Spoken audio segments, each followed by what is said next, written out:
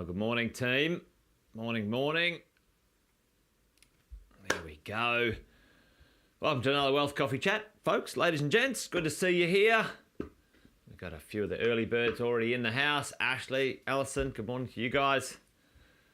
Great to see you. Alvin. Howdy. Welcome to a fabulous Friday.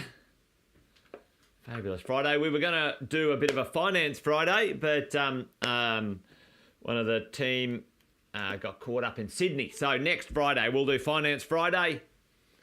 We'll do Tax Thursdays. We might get a little bit of maybe our mojo on when it comes to a guest or two on Wealth Coffee Chats. But great to see all of you here this morning. Welcome along. I'll do the quick intros as the team are jumping on. Jason Witten's my name. Most of you know that. And if you don't, then now you do. If you're brand new around here, let us know in the chat if you're new, where you're coming in from. What are you up to today? Where are you in this wonderful country we call Australia? I'm in the Gold Coast. Beautiful day, actually. Absolutely magic day today. So looking forward to maybe a little bit later on, maybe an early mark Friday afternoon. Who knows? We do Andy Fenton, for those who may ask, as Fridays, the Wealth, Wine and Wisdom. Andy Fenton and I usually do something on a Friday afternoon. He's still in dad baby land, and we'll kick off in 2 weeks' time. Back at it when it comes to our Wealth, Wine and Wisdom, but every morning at about 10 past 8 or 10 past 9 in the southern states and some other time elsewhere, we get together and we do this thing called the Wealth Coffee Chat. And it's good to have you guys hanging around today. Let me turn on our Wealth Coffee Chat. Is it there? Other side. What about that one? There you go. You can even see it up in the corner. Wealth Coffee Chat.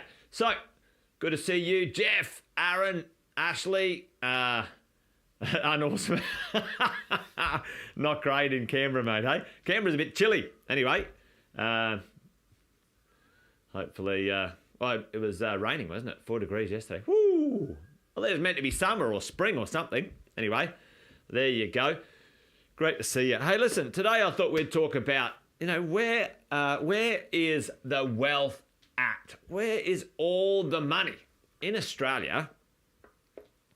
In the world of wealth, in the Australian marketplace, the majority of money, wealth for people, is parked in 4 places. I said it in the introduction here earlier on the headline this morning: residential real estate, commercial real estate, the Australian stock market, the whole of the Australian stock market, and an Australian super fund, right? They're the 4 places of wealth storage. The majority of Australians keep their wealth and grow their wealth. Tell me, in the chat, do you know where the most wealth is stored in Australia? In the Australian marketplace? Tell me, what do you think? Out of those, residential real estate, the Australian stock market, commercial real estate, and super funds in Australia, where do you think that money is stored? The majority of Australians' wealth, where do you think they keep it? Good question. Put that in the chat for me. Your guess. Give it a crack. Where do you think the money's at? Someone says super. A lot of money in super. Australian super is one of the largest super funds in the world. It'd be awesome if it was in my bank account for sure, Steve. Yeah, lots of dollars. Aaron's going, residential maybe. Super, says Janice. Alison says property. All right, well, it's interesting nobody said the Australian stock market, which I would have thought would have been up there. But according to some information I recently happened upon, I hope you can see that okay. A little bit hard to read those words, but I'll read them out for you. The Australian residential market, residential real estate, 9.9.8. Oh, that's not very good, is it? Oh, let's do this. Let's see. There we go. All right, 9.8. 9.8. $9.8 trillion in the Australian residential real estate market. For me, I think that's great. That's great. For all of us, there is often an opportunity for what I would call safety in a marketplace, which is safety in numbers often in that sort of space. What comes next? Who knows where the money's at, right? Where the money's at. The next biggest place of storage of people's wealth, right? Of people's wealth is in the Australian superannuation system, folks. $3.4 trillion. Isn't this fascinating? I think it's fascinating. 9.8 trillion in residential real estate, 3.4 trillion in the Australian super system, and coming in third is the Australian stock market. Like what? And then coming in lucky last is 1.2 trillion for the commercial real estate. Now, for us as property investors, or investors in general, we need to think about, it blows me away, Mark. When we think about this, I would have thought the stock market would have been way up there, but the residential real estate market dwarfs it by almost four times its value, which is pretty interesting in Australia. So let's have a look at what things look like when it comes to household wealth, right? Household wealth held in housing, and it says there, I'll draw it out so it's a bit easier. 57.3% of our wealth, 57.3% of the Australians' wealth is held in our real estate, right? So there you go. When we're thinking about these things, right, we're thinking about, all right, well, how do I get some, how do I manage my portfolio? Does it make sense? That's true, Alison. Real estate underpins, wealth across, most of the world when it comes to where money's at. The challenge for real estate, it can be, what's the challenge for real estate? When we grow our equity, we've had some challenges of recent times. When we grow our equity, it can get stuck in our real estate, right? It can get stuck in our real estate, and we think about, all right, how do we accelerate? How do we do these things when it comes to building our portfolios and creating our wealth? So let's have a little talk about what that looks like this morning. And I want to talk to you about in that vein right there, where's the wealth at over here, right? How can we, and you guys may have seen this once or twice before, how can we build a strategy, a system around this? Yeah, Marcus. Hey, who's the richest? They've overtaken the church. Who owns the most land? Who owns the most land in the world? And there's probably not the right question. What's the biggest private land owner in the world, other than like governments owning national parks and stuff like that, or whatever? Who owns the most real estate in the world? And the Catholic Church is second now. Who owns more real estate than the Catholic Church? Chris, McDonald's, folks. The king, probably, Mark. According to a number of articles, other than kings and the royal families and those sorts of things, McDonald's, ladies and gents. Hey, there you go. But think about this. As we go, there are four things we can think about when it comes to these places of wealth, right? Where the money's stored, Where's that money stored, and how can we benefit from those things? How can we benefit from those? And I'll just get on with it, right? Number one, from an efficiency point of view, wealth created in residential real estate has some things. Number one, your principal place of residence, PPR, is capital gains tax free. You guys know this. We've talked about this. Your principal place of residence, unlimited capital gains tax free. The strategy, tell me what the strategy is. You guys have heard me say this before. No tax on your principal place of residence if you buy and sell it, you know, semi-irregularly. What's the strategy? What do we call this strategy? To take advantage of the residential real estate wealth in our principal place of residence. Put it in the chat for me right now. It's our PPR upgrade strategy. Boom. Right. So it's our upgrade strategy. All right. If you've got $1 million property now or an $800,000 property now, over a 20 to 30 year period, if you upgraded that 3 to 4 times, you could go from it being in a neighborhood that's $1 million neighborhood. And if you upgraded strategically, you could end up in a neighborhood that would be $3, $4, $5 million neighborhood in 20 years time in comparison to one you might be in now.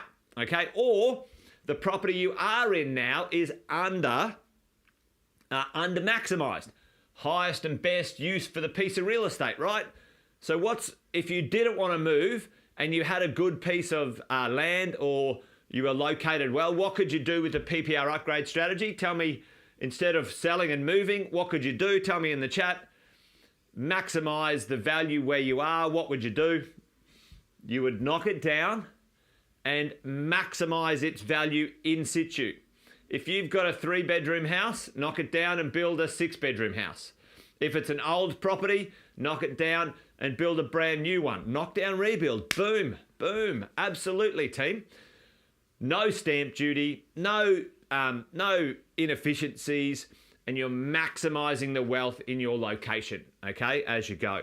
My PPR right now, I'm in exactly that same that spot. I've got an acre of land. My whole neighborhood has just accelerated in value insanely. My house is getting a little bit tired now, and if I knock down and rebuild my house, I would add a significant amount of value to my property. Now, I've got a little strategy. I'm building a really nice penthouse in Brisbane right now. That'll be ready in a 1.5 years' time. I'm going to move into the penthouse and then I'm going to renovate my house. So boom, boom, away we go. So what's your PPR upgrade strategy? Tax-free, team. Again, investment property. So investment properties here, we can do some wonderful things in investment property. We get tax deductions, we get passive income, you know, and then you get, you know, equity/growth, right? Okay, so that's the residential space. Let's go back and have a look at where's the wealth at. Where's the wealth at? The next biggest place where all the wealth is at, team, is in the Australian super system, right? Tell me about super. You guys should know this, and if you don't, listen up, because someone's going to tell us what is an amazing benefit of understanding how to create wealth using the vehicle of super. Tell me what is absolutely awesome about super. It's not awesome when the bloody government tries to get their grotty hands on it all the time. So SMSF, yeah, but Mark, so SMSF, super, whatever it is, inside of that vehicle, which we call super SMSF, what's the benefit? Why would we put our money or our assets or our value in there, you know, and then the government can mess with it or whatever? What would be, boom, Chris is on it. Ladies and gents, zero tax in retirement. So zero tax, zero CGT, and zero income tax in retirement, up to a value, team, of 1.7 million, and that's going up with inflation, by the way. It's indexed. It was 1.6 not so long ago. Now it's 1.7. Right, $1.7 million worth of assets tax-free.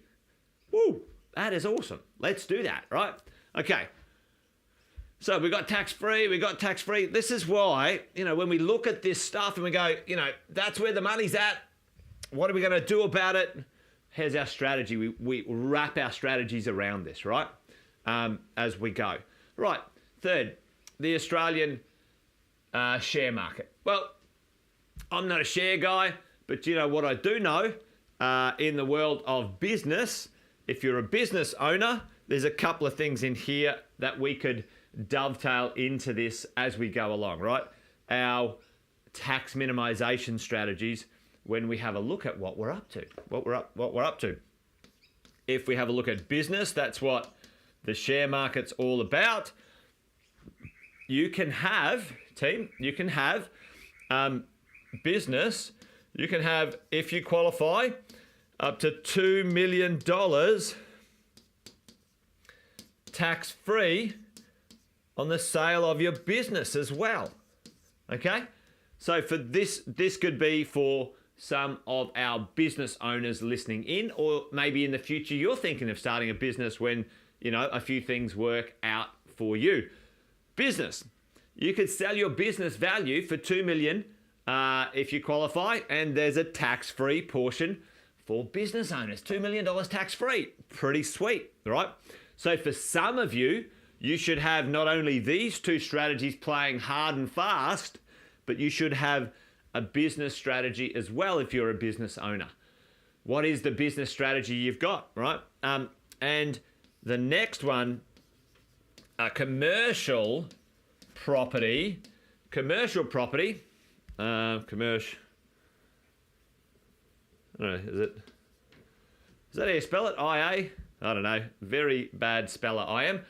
Listen, a commercial property, let's say your business isn't worth much. Let's say you have a small business that you couldn't sell for 100 grand. Well, you have a commercial property that you own that is attached to the business, and it can form part of your $2 million capital gains tax-free. Boom. Like that a lot. So if we think about where's the money at, where's the wealth at? The wealth is over here in residential real estate. We got that covered. We know our strategy there. Super. Where's the wealth at? There's some rules around it. Yes, the government changes it and manipulates it. You work with a really good financial planner and you can work out how to maximize the wealth on that one, right? Stock market, not my specialty, so I'm not going to opinionate on it. And then commercial real estate. I don't believe commercial real estate suits many property investors who want passive income because of the LVRs and other things, but some people like it, so it's not my specialty. But if you're a business owner, we should be creating some wealth in there, all right? So there you go. I thought that would be interesting and interesting to understand this morning. Where's the wealth at? And I was really surprised to see the stock market not as much as I thought it could be or would be. There you go. All right, team. Well, that's it from me. Wealth Coffee Chat done and dusted this morning. You guys be awesome. Be well. Yeah, Alison, already, and this is why I'm going to do Finance Fridays, we're already seeing lenders. This is, I've been saying this for a while. We're already seeing lenders that aren't the banks reduce. What, Jason? Reduce their interest rates, ladies and gents. I'm telling you right now, the banks, all lenders have been gouging for the last 6 months. They're just gouging. They can see people are struggling to lend, and now they're adjusting their interest rates. Lending at 80% gets you 1% deduction. If you've got a bit of extra equity that you couldn't buy and get another loan for anyway, in the short term, there's a strategy there. So I'm going to do Finance Fridays for you guys. Lending is always changing. You've got to roll with it. But yeah, could be a good choice, Alison, at some point too, for sure. All right, team, that's it from me. Wealth Coffee Chat done and dusted. Join me on Monday next week for another one around about the same time. As always, if you've got something you want me to talk about, leave a comment in the chat. I'll see that later on. And yeah, remember, this thing's a marathon, not a sprint, folks. It's going to take some time. Eye on the prize, ladies and gents. And remember, buy well, don't sell. And if you're going to sell, sell strategically, either for an upgrade or a rollover to something better or a location that's more efficient for your future tax purposes. All right, that's it. Thanks, done and dusted. Over and out. Wealth Coffee Chat done. See you, folks.